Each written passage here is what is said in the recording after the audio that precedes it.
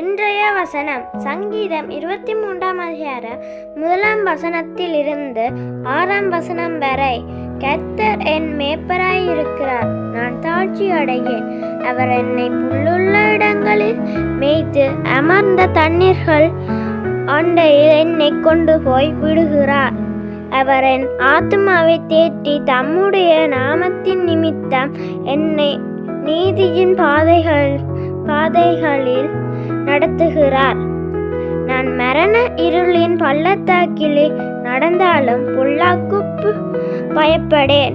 தேவரே என்னோடே கூட இருக்கிறீர். உமது கோலும் உமது தடியும் என்னை தேற்றும்.